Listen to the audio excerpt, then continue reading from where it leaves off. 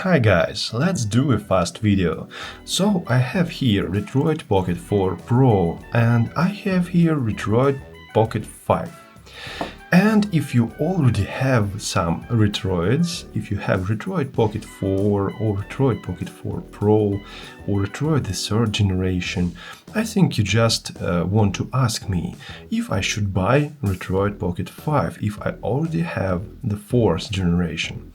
So I'll try to answer to this question in this short video.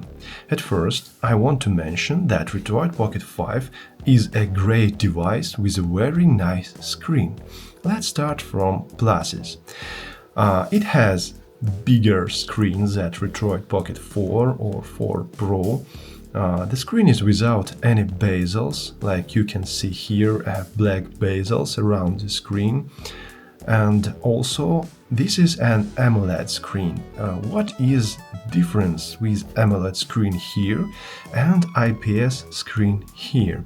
As you can see, AMOLED screen is a little bit brighter than IPS, so actually you can play with almost direct sun. I think you can play with outside somewhere on the streets. Not on the direct sun, but somewhere in the shadow it will be more comfortable to play. But Retroid Pocket 4 Pro also is around this, so it's also good and you can also see some picture in the shadows, but on the direct sun you cannot play with any device here. So it's okay, but not so much better. Second, we call in these devices Retroid because it can launch many retro games, and almost all retro games had the aspect ratio 4:3, so it's like a little square here. And with these modern wide screens like here and here, we have some bezels here. And on IPS screen, actually even in the night, somewhere when we are playing in the bed with no lights, we can't see these bezels because it's naturally not 100 dark. It's a little like a little light gray or something like this. So we also can still see these bezels even in the night, even with no lights. And here with technologies of OLED screen, when the bezels are dark, so when there are no lights here, they are actually like turned off. So we cannot see any lights here and here. And when we are playing actually in the with no lights somewhere, we cannot see these bezels. So when it's much more comfortable to play in games with aspect ratio 3:4 or different aspect ratio from the older systems with no widescreen patches or something like this, and it looks more natural, so it looks like you have a screen with this aspect ratio here. And it's good because you can play actually easily with this device in a modern games with widescreen, and also you can play no problems without these bezels in games like retro games like PS2, PS1 and other GameCube games. So it's better performance here when you're playing these retro games. But this works only in the evening, in the night, when there are no lights. Direct goes to the screen, because when you have direct lights on the screen, we can see that the screen actually, even when it turned off, it's a little bit gray, so we can see these bezels. But for me, it's much more interesting and much more comfortable to play these old games here. Okay, let's speak about performance. They are pretty the same. So performance, it's if you have a Retroid Pocket 4 Pro, it will not be better gaming on Retroid Pocket 5 actually. But if you have the third generation or just fourth generation, yes, actually it will be better. Of course, they have different CPUs. So this is Dimensity and this is Snapdragon here. When we are looking about this on PS2 gaming, there are no difference when you're playing on this device or on this device.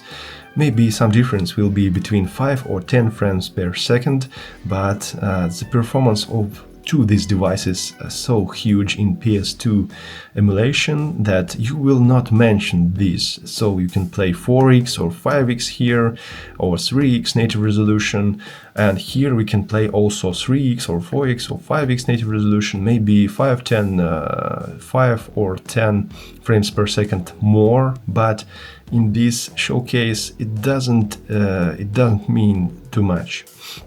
So it means something when you are playing in the Switch games. So when you are playing in Switch emulation, it's pretty heavy emulation, and Qualcomm it's a little bit better. So Snapdragon have much more better performance in Switch emulation because it has just different drivers here. So you can download and install on the emulator your drivers to this CPU, and you can play better. So performance in Nintendo Switch is better here, but actually here it's pretty nice too. You cannot play all the library of Nintendo Switch games on both devices, but you can play some simple games from this system, and also this device will, I think it will be much more better performance in some games, but only in some games, not all of the games. And of course, if you want to play Nintendo Switch games, you just need to buy Nintendo Switch and play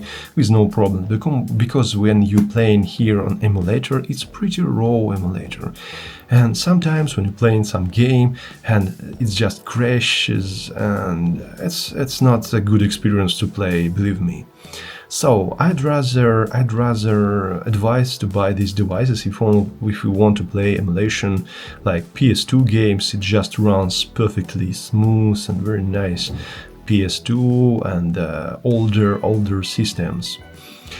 Okay, so what's in common? They have pretty nice buttons here, so the crosses are the same. It's obviously the same. It's like here and here.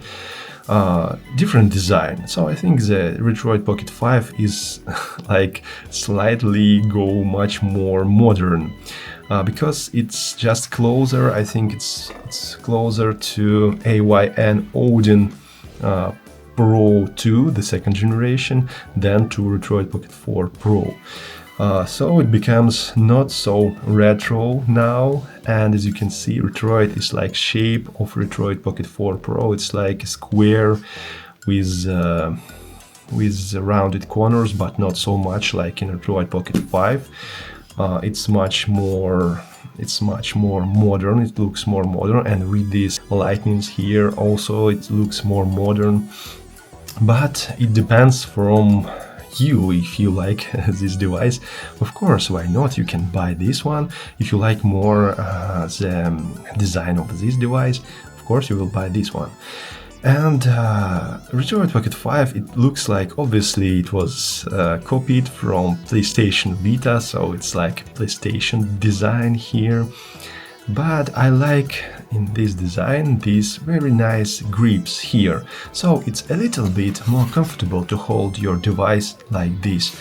And also this device is also nice to hold. I can't say that it's not comfortable or something like this. So they are pretty the same here in ergonomics, and these devices are pretty the same, because in this device and in this, the same buttons, the sticks are here, yes, in the bottom, and the cross is here in the top.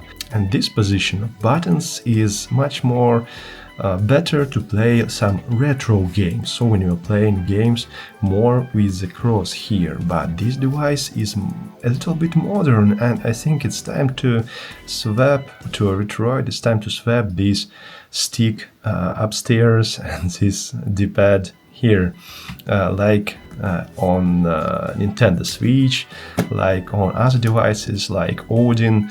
And also I want to say that you can actually play Android games here, and there are many AAA projects here, so it's a little bit, sometimes depending from games what you play, it's a little bit comfortable to play with a stick here, but sometimes it's more comfortable to play with a stick not here.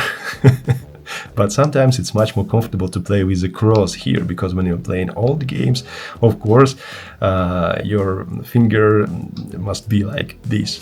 So everything depends from games, what you are playing on these devices. But as for me, it's not comfortable to play some modern games, because my fingers start hurts in 30 or 40 minutes playing, even when I'm playing PlayStation 2 game simulation here. So when I'm holding like this, my finger, it hurts really. You need something like grip. Maybe Retroid will sell 2 Retroid Pocket 5, like they have a grip on Retroid Pocket 4 Pro. Okay, and other thing, I don't like this R2 and R2 and Alt2 buttons here, because on Retroid Pocket 4 Pro it's very easy to push these buttons, and here Retroid Pocket 5 it's a little bit harder to push. I don't know why did they do that, but actually when you press in this button, I don't know, for me it's not so comfortable. So I'm thinking I need much more pressure to press it, and for me it's like old Chinese old Chinese gamepad or something like this. They had stuff like this. So in the other cases, they are pretty the same. And of course, the main question is, do you need to buy Retroid Pocket 5 if you already have Retroid Pocket 4 Pro? I don't think so. The Retroid Pocket 4 is a very nice device and it's still actual. But if you don't like the screen, if you need a screen that will be much better, you can obviously do that, and you can do that upgrade, and it will be great. And also, if you already have Retroid Pocket 4, not Pro version, I think you should buy. I think you should upgrade, because it will be much interesting device, much powerful and better in all cases. And of course, I can advise you to update if you have Retroid Pocket 3. It will be absolutely the other device. So thank you very much for watching, and have a nice day, and bye bye guys.